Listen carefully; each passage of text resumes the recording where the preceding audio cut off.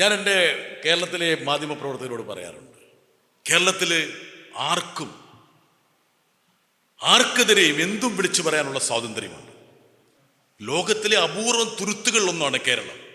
ആർക്കെതിരെ എന്തും പറയാനുള്ളൊരു സ്വാതന്ത്ര്യം മാധ്യമപ്രവർത്തകർക്ക് കിട്ടിയിട്ടുള്ള ഏക മേഖല കേരളമാണ്.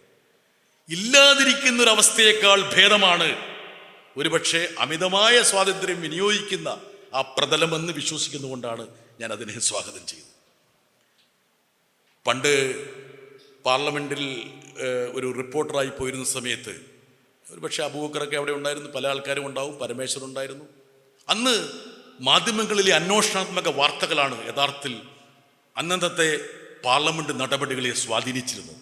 ഇപ്പം മധുദന്തവതിയും ജോർജ് ഫെർണാണ്ടസും സോമനാഥ് ചാറ്റർജിയും ഇന്ദ്രജിത് ഗുപ്തയും ഒക്കെ, അല്ലെങ്കിൽ KP ഉണ്ണികൃഷ്ണനൊക്കെ ഉയർത്തുന്നത് അതത് ദിവസത്തെ മാധ്യമങ്ങളിൽ വന്ന അന്വേഷണാത്മക മാധ്യമ പ്രവർത്തനത്തിൻ്റെ ഇതളുകളായിരുന്നു ശൂന്യവേളയിലൊക്കെ പ്രക്ഷുബ്ധാവസ്ഥ സൃഷ്ടിച്ചിരുന്നത്. ഇന്ന് ഡൽഹിയിലെ മാധ്യമ പ്രവർത്തനത്തിലെ ഏറ്റവും പ്രധാനപ്പെട്ട അന്വേഷണാത്മക മാധ്യമ പ്രവർത്തനം എന്ന് പറയുന്നത് മന്ത്രിമാരുടെ അഭിമുഖങ്ങളാണ്. ഒരു മന്ത്രിയുടെ അഭിമുഖമാണ് ഏറ്റവും പ്രധാനപ്പെട്ട അന്വേഷണാത്മക മാധ്യമ പ്രവർത്തനം എന്ന് പറയുന്നത്. കഴിഞ്ഞ ദിവസം 2 ഡിജിറ്റൽ ചാനലുകൾ ഒരു പ്രധാനപ്പെട്ട വാർത്ത കൊണ്ടു. ഇലക്ട്രൽ ബോണ്ടുകൾ എങ്ങനെയാണ് ED-യുമായി ബന്ധപ്പെട്ടത്. EB = ED.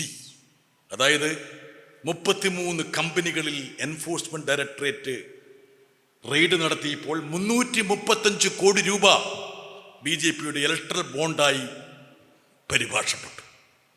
എങ്ങനെയാണ് കേന്ദ്ര അന്വേഷണ ഏജൻസികളെ ജനാധിപത്യം അട്ടിമറിക്കാൻ വേണ്ടി വിനിയോഗിക്കുന്നു എന്നുള്ളതിൻ്റെ വാർത്ത വന്നു. ഇന്ത്യയിലെ ഏതെങ്കിലും മുഖ്യധാര മാധ്യമങ്ങളിൽ ആ വാർത്ത വന്നു? ഒരു പത്രത്തിലും വന്നില്ല.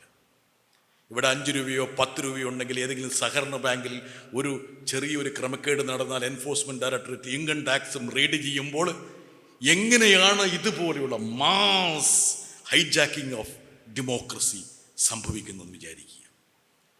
പാർലമെൻറ്റിനെ കുറിച്ച് പറയുമ്പോൾ ഒരു കാര്യം കൂടി ഞാൻ അടിവരയിട്ടുകൊണ്ട് പറയാം.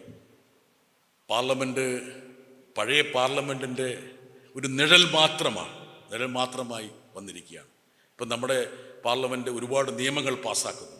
ഇപ്പം 3 ക്രിമിനൽ നിയമങ്ങൾ, ഇവിടെ അഭിഭാഷകരുണ്ടാകാം. ഈ 3 ക്രിമിനൽ നിയമങ്ങൾ IPC-യും CRPC-യും എവിഡൻസ് ആക്ടിനും പകരമായിട്ട് ചില നിയമങ്ങൾ വന്നിട്ടുണ്ട്. പക്ഷേ ഈ പുതിയ നിയമങ്ങളുടെ പേരുകൾ പോലും എനിക്കൊരു പക്ഷേ ഇവിടെ ആർക്കെങ്കിലും അറിയോ? ഇവിടെ ഇരിക്കുന്നവർക്കെല്ലാം അറിയോ? ജനറൽ മാനേജർ ഇൻചാർജ് അറിയോ? അറിയില്ല. നിങ്ങളെയും നിങ്ങളുടെ വരും തലമുറകളെയും സ്വാധീനിക്കാൻ പോകുന്ന സുപ്രധാനമായ 3 നിയമങ്ങളുടെ പേരുകൾ പോലും പറയാൻ പറ്റാത്ത അവസ്ഥയിലേക്ക് നമ്മൾ മാറിയിരിക്കുക. എന്താ കാരണം? ഭരണഘടനയുടെ 348 അനുച്ഛേദത്തിൽ പറയുന്നുണ്ട് നമ്മുടെ നിയമങ്ങൾ ഇംഗ്ലീഷിലായിരിക്കണമെന്ന്.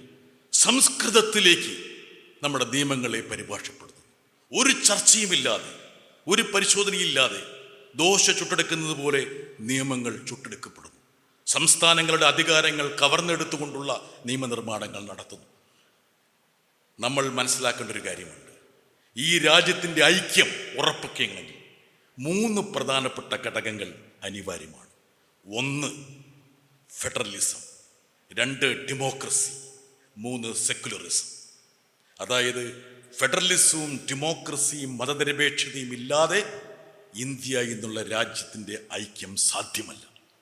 ഈ 3 നെടുംതൂണുകൾക്ക് നേരെയുള്ള ആക്രമണമാണ് ഇന്നത്തെ ദേശീയ രാഷ്ട്രീയത്തിൻ്റെ ഏറ്റവും പ്രധാനപ്പെട്ട ഇരുണ്ട തലമെന്ന് ഓർമ്മിപ്പിച്ചുകൊണ്ട് ഈ കനപ്പെട്ട ഗ്രന്ഥം ഇവിടെ ഔപചാരികമായി പ്രകാശനം ചെയ്തതായി അറിയിച്ചുകൊണ്ട് പിൻവാങ്ങുന്നു. നന്ദി, നമസ്കാരം.